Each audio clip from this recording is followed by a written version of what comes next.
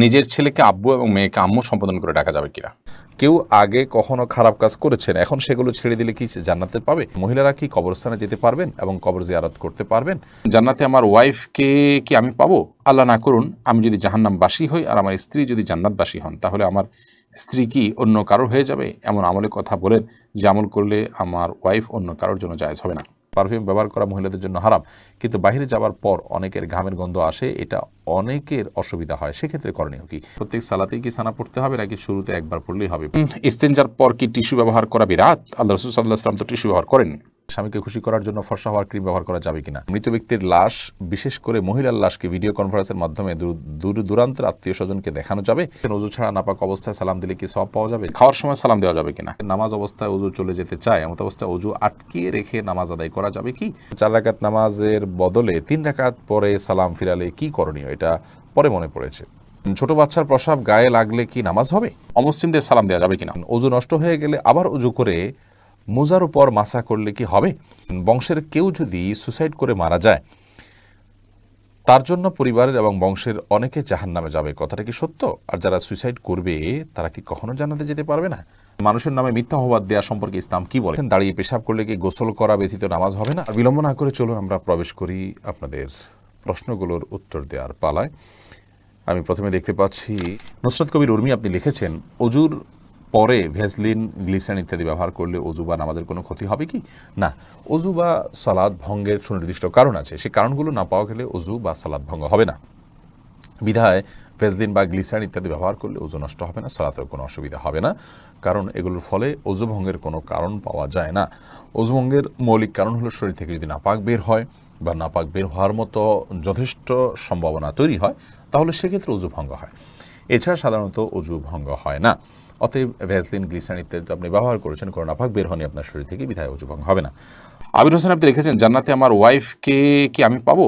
আল্লাহ না করুন, আমি যদি জাহান্নামবাসী হই আর আমার স্ত্রী যদি জান্নাতবাসী হন, তাহলে আমার স্ত্রী কি অন্য কারোর হয়ে যাবে? এমন আমলের কথা বলেন যে আমল করলে আমার ওয়াইফ অন্য কারোর জন্য জায়েজ হবে না। দেখুন ভাই আবির, স্বামী স্ত্রী পরস্পরের প্রতি ভালোবাসা থেকে আমরা এই ধরনের প্রশ্ন করে থাকি, কিন্তু আমাদের মনে রাখতে হবে যে এই দুনিয়ার ভালোবাসা, এই দুনিয়ার মমতা, এগুলো আমাদের এখন অনেক বড় মনে হচ্ছে আমাদের কাছে। কিয়ামত সম্পর্কে আল্লাহ তাআলা বলেছেন যে ইন্না জালজালাতাস সাআতি শাইউন আযীম ইয়াওমা তারাউনাহা তাযহালু কুল্লু মুরজিআতিন আম্মা আরদাআত। মহাপ্রলয় যে হবে, কিয়ামত বা আপনার হিসাব দিবস তো অনেক পরে, সেটির যে সূচনা হবে মহাপ্রলয়ের মাধ্যমে, সেই মহাপ্রলয় সম্পর্কে আল্লাহ তাআলা বলেছেন এটা বিশাল বড় একটা বিষয় হবে। এত বড় বিষয় হবে যে দুগ্ধদানকারিণী মা নিজের দুধ দেওয়া সন্তান কথা ভুলে যাবেন এর ভয়াবহতায়, এবং গর্ভধারণকারী মার গর্ভে সন্তান আছে সে কথা ভুলে যাবেন ভয়াবহতার কারণে। মানে ভয়াবহতার কোন পর্যায়ে চলে যাবে, এইসব ভালোবাসা এগুলো গৌণ হয়ে যাবে তখন যদি ওই পরিস্থিতির মুখোমুখি আমরা পড়ি। তো সেজন্য আমরা ওই পরিস্থিতির কথা আঁচ করতে না পারার কারণে আমাদের কাছে আমাদের ভালোবাসাটা বড় হচ্ছে বা বড় করে আমরা দেখছি। এই কথা বলার উদ্দেশ্য হলো যে আমরা যারা চিন্তা করছি যে একসাথে থাকার ব্যবস্থা হোক, সেটা আমরা করি, তো এর চাইতে বেশি আমাদের চিন্তা করা উচিত যেন আমি জাহান্নামে না যাই। আমার আল্লাহ না করুক জাহান্নামের ফয়সালা যদি হয়, তাহলে সেক্ষেত্রে একসাথে থাকা না থাকা এগুলো আমার মাথায় আসবে না, এগুলোর চেয়ে অনেক বড় বিষয় ঘটে যাবে। বিধায় আমাদের চেষ্টা থাকা উচিত জান্নাতে যাওয়ার। আর হ্যাঁ, এটাই হলো একমাত্র উপায় যে আপনারা উভয় জান্নাতে যাওয়ার মতো কাজ অব্যাহতভাবে করতে থাকবেন, জাহান্নাম থেকে মুক্ত থাকার কাজগুলো করতে থাকবেন, অর্থাৎ উভয় যাতে জান্নাতে যান সেই চেষ্টা করতে থাকবেন। এটাই হলো একমাত্র আমল। এর মাধ্যমে ইনশাআল্লাহ বিদিনিল্লাহ আল্লাহ তাআলা আপনাদের উভয়কে সেখানে সম্মিলন ঘটাবেন। এর বাইরে স্বামী স্ত্রী একজন জাহান্নামে গেলে আরেকজন জান্নাতে গেলে তার কি হবে, তার অন্য কারোর হয়ে যাবেন কিনা তিনি, এ বিষয়ে কোরআন হাদিসে আলাদা করে কোনো কিছু বলা নেই। এর প্রকৃত স্বরূপ কি হবে সেটা একমাত্র আল্লাহ রাব্বুল আলামিন ভালো জানেন। আলামুল গায়েবের বিষয়, অদৃশ্যের জগতের বিষয় কি হবে না হবে আমরা ধারণা করে কোনো কথা বলতে পারি না। তবে আল্লাহ রাব্বুল আলামিন যা ফয়সালা করবেন সেটাই হবে, এবং আমি যদি আল্লাহকে সন্তুষ্ট করে দুনিয়া থেকে যেতে চাই তো আমার চাওয়ার বাইরে কিছু হবে না ইনশাআল্লাহ তাআলা। ছোট বাচ্চার প্রসাব গায়ে লাগলে কি নামাজ হবে? ছোট বাচ্চার, ছোট শিশুর যে পেশাব, সেটাও কিন্তু বড়দের পেশাবের মতো নাপাক। অতএব সেটা যদি গায়ে বা কাপড়ে লাগে, যে জায়গায় লাগে সেটাকে ধুইতে হবে। পার্থক্য এতটুকু, যদি দুগ্ধপোষ্য ছেলে শিশু হয় তাহলে তার পেশাবের ছিটা যেহেতু অনেক বেশি ছড়ায় না কন্যা শিশুর তুলনায়, এজন্য তার পেশাবের উপর পানি ছিটা দিলে সেটা যথেষ্ট হয়ে যাবে। আর কন্যা শিশু যদি হয়, সেটা যেহেতু তার পেশাব যেহেতু একটু ছড়ানোর আশঙ্কা বেশি থাকে, এবং আরও নানা কারণে অনেক কারণ এবং রহস্য আছে যেগুলো আমরা জানি না, তো সেগুলোর ভিত্তিতে কন্যা শিশু হলে, সে দুগ্ধপোষ্য হলেও যে জায়গায় লাগবে তার পেশাব, সেই জায়গাটা কাপড়ের জাস্ট ওই অংশটুকু ধুয়ে নিলে পাক হয়ে যাবে। খোলাসা কথা হলো যে ছোট বাচ্চাদের পেশাব যদি কাপড়ে লাগে কিংবা শরীরে লাগে, সেটা নাপাক হবে, সেটাকে পাক করার চেষ্টা করতে হবে বড়দের পেশাব থেকে যেভাবে পাক করার চেষ্টা করা হয়। তবে হ্যাঁ, দুগ্ধপোষ্য যে দুধের উপরেই টিকে থাকে এরকম ছোট ছেলে শিশু হলে সেক্ষেত্রে পাকের পদ্ধতির ক্ষেত্রে কিছুটা শিথিলতা আছে, পানির ছিটা দিলে পাক হবে। তবে সেক্ষেত্রে ধুয়ে ফেলাটাই হলো সংশয় মুক্ত। বিশেষ করে আপনার অনেক সময় খুঁতখুঁতে স্বভাব থাকে অনেকের মধ্যে সন্দেহ থাকে, মনের প্রশান্তির জন্য পুরোটা ধুয়ে ফেললে সেটা অবশ্যই উত্তম এবং ভালো, কারণ পেশাব থেকে পরিচ্ছন্ন থাকা নির্দেশনা হাদিসে রয়েছে। সুলতানা রাজিয়া আপনি লিখেছেন, মহিলারা কি কবরস্থানে যেতে পারবেন এবং কবর জিয়ারত করতে পারবেন? মহিলারা কবরস্থানে যেতে পারবেন কি পারবেন না, এ বিষয়ে ফোকাহে একরামের মধ্যে একাধিক মত রয়েছে। অনেক ফোকাহে একরাম তথা জমহুর, বেশিরভাগ ফোকাহে একরামের মতে মেয়েরা কবরস্থানে যাবেন না, শুধু পুরুষরা কবরস্থানে যাবেন। জমহুর ফোকাহে একরামের দলিল হলো নবী করিম সাল্লাল্লাহু সাল্লামের সে হাদিস, যে হাদিসে বর্ণিত হয়েছে যে আন্না রাসূলুল্লাহ সাল্লাল্লাহু সাল্লাম লানা জাওয়ারাতুল কুবুর, ওই সমস্ত মেয়েদের প্রতি আল্লাহ তাআলা লানত বর্ষিত হয়, তারা কবর জিয়ারত করতেই থাকে। তিরমিজিতে হাদিসটি বর্ণিত হয়েছে। তো এই হাদিসের আলোকে মহিলাদেরকে কবর জিয়ারত করাটা ব্যাপারে জমহুর বা সংখ্যাগরিষ্ঠ ফোকাহে একরাম নিরুৎসাহিত করেছেন এবং মাকরুহ বলেছেন। এর আরও নানা কারণ তারা উল্লেখ করে থাকেন, যে তারা অনেক বেশি আবেগপ্রবণ হয়ে থাকেন, সেখানে ভেঙে পড়বেন এবং তুলনামূলকভাবে পুরুষদের চাইতে আবেগপ্রবণ হওয়ার কারণে সেখানে অনভিপ্রেত কোনো পরিস্থিতির তৈরি হতে পারে। তাছাড়া কবরস্থানে গ্যাদারিং থাকে পুরুষদের অনেক বেশি, সেখানে তারা গেলে তাদের প্রাইভেসি লঙ্ঘন হতে পারে। এই জাতীয় আরও অনেক কারণের ভিত্তিতে মহিলাদের কবর জিয়ারতের ব্যাপারে জমহুর বা সংখ্যাগরিষ্ঠ উলামারা নিরুৎসাহিত করেন। ফোকাহে আহনাফ এর বিশুদ্ধ মত অনুযায়ী, ফতোয়া অনুযায়ী মেয়েরা কবর জিয়ারত করতে পারবে। পুরুষদের জন্য কবর জিয়ারত করা মুস্তাহাব, মেয়েদের জন্য কবর জিয়ারত করাটাকেও তারা মুস্তাহাব বলেন। এবং যে হাদিসে কবর জিয়ারতকারী নারীদের প্রতি লানত এবং অভিশাপের কথা বর্ণিত আছে, তার জবাবে তারা বলেন যে সেখানে আসলে হাদিসের ভাষ্যটা হলো জাওয়ারাতুল কুবুর, অর্থাৎ যারা কবরস্থান জিয়ারত করতেই থাকে, ওখানে পড়ে থাকে অনেক বেশি, তাদের প্রতি এই ভৎসনা এসেছে। কিন্তু মাঝে মধ্যে কবর জিয়ারতকারী যারা, তাদের জন্য এটি প্রযোজ্য নয়। অতএব কোনো নারী যদি নিজেকে নিয়ন্ত্রণ করতে পারেন, সেখানে গিয়ে তিনি ভেঙে পড়বেন না, কোনো অনভিপ্রেত পরিবেশ তৈরি হবে না, এরকমটি তিনি নিশ্চিত করতে পারেন, নিজের প্রতি সে আস্থা থাকে, তাহলে সেক্ষেত্রে তিনি সেটি করতে পারেন এবং কবর জিয়ারত করাতে অসুবিধা হবে না ইনশাআল্লাহ বিইذনিল্লাহ। এরপর আশিক রহমান আপনি লিখেছেন, মৃত ব্যক্তির লাশ, বিশেষ করে মহিলার লাশকে ভিডিও কনফারেন্সের মাধ্যমে দূর দূরান্তের আত্মীয় স্বজনকে দেখানো যাবে? মৃত ব্যক্তির লাশ যদি নিজের কোনো আত্মীয় স্বজনকে দেখান দূরের, আর মৃত ব্যক্তি মহিলা হয়, যাকে দেখাচ্ছেন তিনি যদি তার মাহারাম হয়, তাহলে দেখালে গুনাহ হবে না। তবে সেটাকে ভিডিও করে রাখা, ছবি তুলে রাখা অবশ্যই অনুচিত কাজ, কারণ মৃত্যুর পর মানুষের আকৃতিতে অনেক সময় পরিবর্তন হয়, কিছুটা বিকৃতি ঘটে থাকে।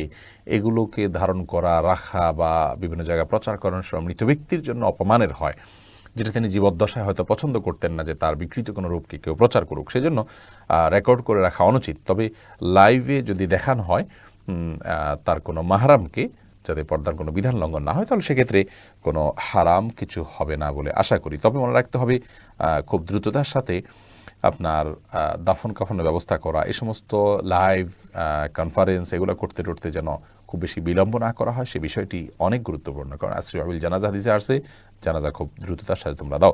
এমনি মানিক ইসলাম লিখেছেন, মানুষের নামে মিথ্যা অপবাদ দেওয়া সম্পর্কে ইসলাম কি বলে? এটা অত্যন্ত জঘন্য অপরাধ। বিশেষ করে চারিত্রিক বিষয়ে যদি মিথ্যা অপবাদ দেওয়া হয়, তাহলে তো তার জন্য বেত্রাঘাতের শাস্তি পর্যন্ত ইসলাম রেখেছে। বিধায় কারোর নামে মিথ্যা অপবাদ দেওয়া এটা অত্যন্ত জঘন্য বিষয়, এবং বান্দার হকের ভিতরে অত্যন্ত বড় ধরনের একটি হক, যে মানুষ সম্পর্কে মিথ্যা অপবাদ না দেয়া। যদি এটা করে কেউ, তাহলে তিনি কবিরা গুনাহে লিপ্ত হলেন এবং জাহান্নামে পতিত হওয়ার মতো শাস্তি উপযুক্ত হলেন। আল্লাহ তাআলা আমাদেরকে হেফাজত করেন। আলাউদ্দিন ফারাবি আপনি লিখেছেন, ইস্তেঞ্জার পর কি টিস্যু ব্যবহার করা বিদআত? আল্লাহ রাসূল সাল্লাল্লাহু আলাইহি ওয়াসাল্লাম তো টিস্যু ব্যবহার করেন। দেখুন, আপনি স্টুল পাসের পর, পায়খানা করার পর, আপনার ইস্তেঞ্জা করার পর কোনো কিছু দিয়ে পরিচ্ছন্ন হলেন, সেটা কোনো পাথরের টুকরা হতে পারে, কোনো মাটির টুকরো হতে পারে, বা অন্য কিছু দিয়ে আপনি করলেন, সম্মানজনক কোনো কিছু দিয়ে করলেন না, জাস্ট সাধারণ কোনো যে এটার জন্যই উপযোগী কোনো কিছু দিয়ে আপনি পরিষ্কার করলেন, এরপর আপনি পানি ব্যবহার করলেন, এটা হাদিস দ্বারা প্রমাণিত।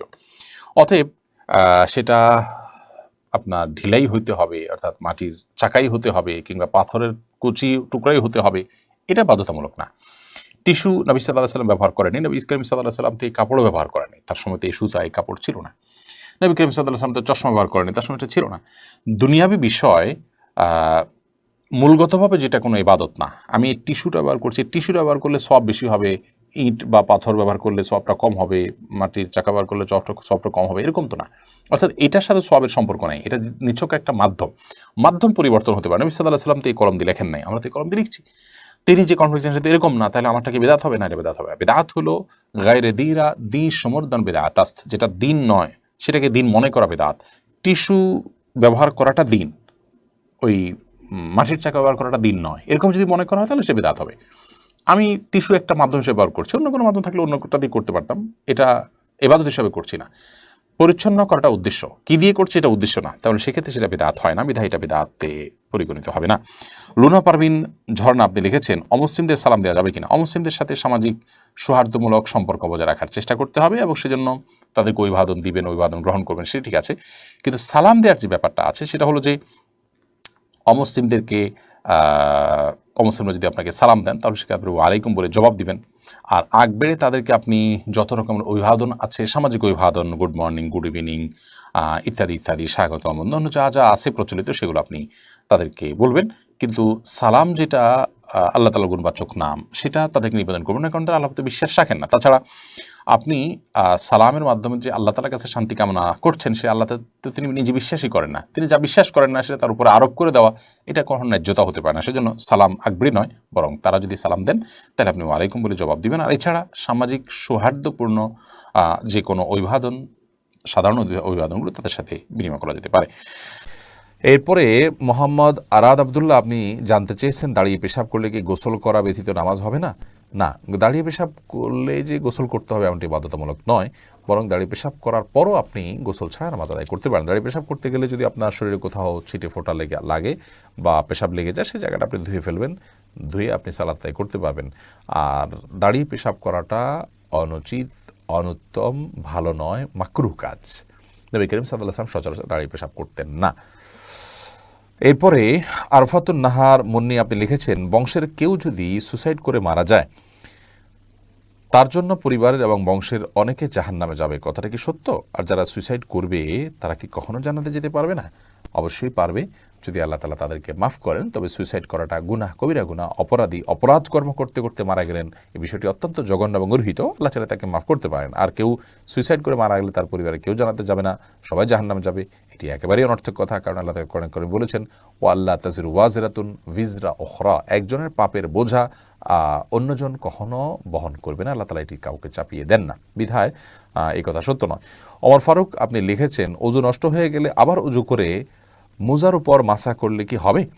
অজু যদি নষ্ট হয়ে যায়, নতুন করে অজু করেছেন, পরিপূর্ণ অজু করেছেন, সে অজুতে পাও ধুয়েছেন, এরপরে আপনি যদি মোজা পরেন, সে মোজার উপরে আপনার বাসাবাড়ি থাকলে 24 ঘন্টা পর্যন্ত যতবার অজু করবেন, আর মোজা না খুলে পাও ধোয়ার পরিবর্তে মোজার উপরে এভাবে ভেজা হাত টেনে দিয়ে মাসা করলে চলবে। শর্ত হলো মোজা চামড়ার হতে হবে, অথবা এমন কাপড়ের মোজা হতে হবে যেটা অত্যন্ত শক্ত, অত্যন্ত মজবুত। এমন না হয় যে মাসা করলেন আর ভিতরে ভিজে গেল, কিংবা মোজা পরলেন তো আপনার চামড়া দেখা গেল এত পাতলা বা খুব বেশি ঠুনকো। বরং খুব মজবুত ধরনের কাপড়ের মোজা যদি হয়, যেটা পরে দীর্ঘ পথ হেঁটে যাওয়া যায়, এরকম মোজার উপরে মাসা করা জায়েজ হবে। এস এ হাবিব, আপনার প্রশ্নটি আপনি লিখেছেন, নিজের ছেলেকে আব্বু এবং মেয়েকে আম্মু সম্বোধন করে ডাকা যাবে কিনা?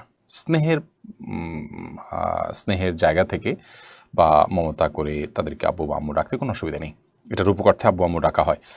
আব্বু আম্মু ডাকার মানে এই না যে আমার কাগজে কলমে জন্মদাতা পিতা বা মাতা হিসেবে তাদেরকে ঘোষণা দিলাম, এরকম তো আর কেউ করে না। অতএব স্নেহের বসে তাদেরকে আব্বু কিংবা আম্মু ডাকাতে কোনো সমস্যা নেই। সুমন আহমেদ আপনি লিখেছেন, 4 রাকাত নামাজের বদলে 3 রাকাত পরে সালাম ফিরালে কি করণীয়? এটা পরে মনে পড়েছে। ফরজ নামাজ যদি 4 রাকাত যায়, 3 রাকাত সালাম ফিরে ফেলেন, তৎক্ষণাৎ মনে পড়লে তো আরেক রাকাত পড়ে শেষে তাসাহুদের নামাজ হয়ে যাবে, কিন্তু আপনি উঠে চলে গেছেন, অন্য কাজ টাজ করছেন, তারপরে মনে পড়েছে, তাহলে আবার আপনাকে সে সালাত আদায় করতে হবে। এরপরে আব্দুল মা এই আইডি থেকে আপনি লিখেছেন, মাথার চুল কি কালার করা সম্পর্কে ইসলামের শরীয়ত কি বলে? মাথার চুল কালার করতে পারেন, বিশেষ করে সাদা যখন হয়ে যায় তখন নবী করিম সাল্লাল্লাহু আলাইহি ওয়াসাল্লাম এর হাদিস অনুযায়ী এটাকে কালার করাটাই হলো উচিত এবং সুন্নাহ। তিনি বলেছেন, ইয়াহুদিরা সাদা চুল রাখে, তোমরা এটাকে কালার করবে, ওয়াজান্নিবুস সাওয়াদ, তবে তোমরা কালো কালার থেকে বিরত থাকবে। অতএব মেহেদি বা এই জাতীয় কোনো ন্যাচারাল কোনো কিছু যদি আপনি কালার করতে পারেন সেটা সুন্নাহ। নাইমা সুলতানা আপনি লিখেছেন, অজু করার পর সাবান ব্যবহার করলে অজু হয় কিনা? অজু হবে, কোনো অসুবিধা নেই, সাবানের ব্যবহার করলে অজু ভঙ্গের কোনো কারণ হয় না। শেখ আফরোজা নিজম আপনি লিখেছেন, কেউ আগে কখনো খারাপ কাজ করেছেন, এখন সেগুলো ছেড়ে দিলে কি জান্নাতে পাবে? অবশ্যই সেগুলো ছেড়ে দিয়ে সেগুলোর জন্য যদি আল্লাহর কাছে মাপ চান, তওবা করেন, ইনশাআল্লাহ বিদিনিল্লাহ আপনি তার মধ্যে দিয়ে তিনি জান্নাতে যেতে পারেন। হারুন রশিদ লিখেছেন, বিবাহের পূর্বে উভয়ের সম্মতিতে শারীরিক সম্পর্কের বিধান কি? বিবাহের পূর্বে যদি উভয়ের সম্মতিতে শারীরিক সম্পর্ক করেন তবুও সেটি হারাম হবে, গুনাহ হবে। বিবাহের কথা পাকাপাকি হোক অথবা বিবাহের ওয়াদা একে অন্য থেকে হোক কিংবা না হোক, সর্বাবস্থায় বিবাহ বহির্ভূত শারীরিক সম্পর্ককে বা সব ধরনের নারী পুরুষের বেগার নারী পুরুষের সম্পর্ককে ইসলাম পরিপূর্ণ হারাম করেছে। এটি জেনা, এবং এই জেনা জাহান্নামে পতিত হওয়ার মতো একটি শাস্তি, কবিরা গুনাহ একটি শাস্তি। মেরাজের নবী করিম সাল্লাল্লাহু আলাইহি ওয়াসাল্লাম যে অপরাধগুলোর শাস্তি দেখানো হয়েছে সেরকম একটি অপরাধ হলো জেনা। বিধায় আল্লাহ তাআলা আমাদেরকে মাফ করুক, বৈবাহিক সম্পর্ক ছাড়া এটি জায়েজ নয়, হারাম। শাহিন আলম লিখেছেন, পারফিউম ব্যবহার করা বৈধ হবে কি? পারফিউম ব্যবহার করা বৈধ। পারফিউমে যে অ্যালকোহল আছে সেই অ্যালকোহলের কারণে অনেক ওলামা ইকরাম নাজায়েজ বলেন, তবে অ্যালকোহল ছাড়া অনেক পারফিউম আছে সেগুলো তো অবশ্যই জায়েজ হবে। আর অ্যালকোহল থাকলেও নাজায়েজ হবে যে সেটি নিশ্চিত নয়, অনেকের মতে নাজায়েজ হবে, অনেকের মতে জায়েজ হবে, কারণ অ্যালকোহল পান করা হারাম হলেও সেটি কাপড় চোপড় লাগলে যে নাপাক হয়ে যাবে ব্যাপারটা সেরকম নয়। এটা নিয়ে যথেষ্ট মতপার্থক্য আছে। সবচেয়ে ভালো হয় অ্যালকোহল ছাড়া অনেক পারফিউম বাইরে হচ্ছে সেগুলো ব্যবহার করা, কিংবা আপনার আতর ব্যবহার করা। আমি ব্যক্তিগতভাবে অ্যালকোহল সহ পারফিউম ব্যবহার করাটাকে জায়েজ মনে করি। অ্যাঞ্জেল রুমি আপনি লিখেছেন, চোখে কাজল বা আইলাইনার ব্যবহার করে নামাজ পড়লে নামাজ হবে কিনা? নামাজ হয়ে যাবে। এমনি সাকিব মাতব্বর লিখেছেন, নামাজ অবস্থায় অজু চলে যেতে চায়, এমত অবস্থায় অজু আটকিয়ে রেখে নামাজ আদায় করা যাবে কি? অবশ্যই আটকে রেখে আদায় করা যাবে, তবে স্বাভাবিক অবস্থায় অজু আটকিয়ে রেখে তারপরে ওই অজু দিয়ে নামাজ পড়া উচিত নয়। তবে নামাজের মধ্যে যদি আপনার অজু ভাঙার বা পেশাব পায়খানার বেগ হয়, তাহলে বা বায়ু নির্গত হওয়ার বেগ হয়, তাহলে সেটাকে আটকে রেখে সালাত কমপ্লিট করা যেতে পারে, যেহেতু সালাত কমপ্লিট করা আল্লাহর কর্তৃক নির্দেশিত। লাতুতুল্লাহ আমারকুম আল্লাহ বলেছেন। বাশিরা খাতুন লিখেছেন, প্রত্যেক সালাতেই কি সানা পড়তে হবে নাকি শুরুতে একবার পড়লেই হবে? প্রত্যেক রাকাতে নয়, প্রত্যেক সালাতের শুরুতে প্রথম রাকাতে আপনি সানা পড়বেন। দোয়া ইস্তেফতা বলা হয় এটাকে, সালাত শুরুর দোয়া। আয়েশা আক্তার দারুদ্দোলান আপনি লিখেছেন, পারফিউম ব্যবহার করা মহিলাদের জন্য হারাম, কিন্তু বাইরে যাওয়ার পর অনেকের ঘামের গন্ধ আসে, এটা অনেকের অসুবিধা হয়, সেক্ষেত্রে করণীয় কি? তাহলে সেক্ষেত্রে ঘামের গন্ধ যাতে না আসে সেই পরিমাণ হালকা, যেটা দূরের অন্য কোনো মানুষের নাক পর্যন্ত যায় না, জাস্ট দুর্গন্ধ দূর করতে পারে, এইটুকু আপনি ব্যবহার করবেন। দিলেরিয়া আরিফ আপনি লিখেছেন, স্বামী যদি স্ত্রীকে লক্ষ্মী বলে ডাকে এতে কি গুনাহ হবে? না, এতে গুনাহ হবে না। তবে লক্ষ্মী এটা হিন্দুদের দেবতার নাম হওয়ার কারণে এইভাবে এটাতে না ডেকে এটা বোঝায় এরকম অন্য কোনো কিছুতে ডাকা ভালো। তাছাড়া কারোর প্রতি ভালো লক্ষণ আছে এসবগুলোর ভিত্তিতে অনেক সময় লক্ষ্মী বলা হয়। তো এই সমস্ত দৃষ্টিকোণ থেকে লক্ষ্মী বলা জায়েজ নয়। এমনিতেই আপনার আদর করে কেউ লক্ষ্মী বলে ফেললো, ওইরকম কোনো দৃষ্টিভঙ্গি তার নাই বা মাথায়ও তার সেটি নাই, তাহলে সেক্ষেত্রে তিনি গুনাহগার হবেন, ব্যাপারটি সেরকম নয়। তবে যে শব্দের ব্যবহার ভিন্নধর্মী মানুষরা বিভিন্ন বিশ্বাস থেকে করে থাকে, সেটার বিকল্প শব্দ থাকলে আমরা সেটি ব্যবহার করা অবশ্যই ভালো। ইসরাজান আপনি লিখেছেন, স্বামীকে খুশি করার জন্য ফর্সা হওয়ার ক্রিম ব্যবহার করা যাবে কিনা? ফর্সা হওয়ার ক্রিম সম্পর্কে আগে আমরা বলেছি, এটা থেকে আদতেই কি পরিপূর্ণ মানুষের রং চেঞ্জ হয়ে যায় কিনা?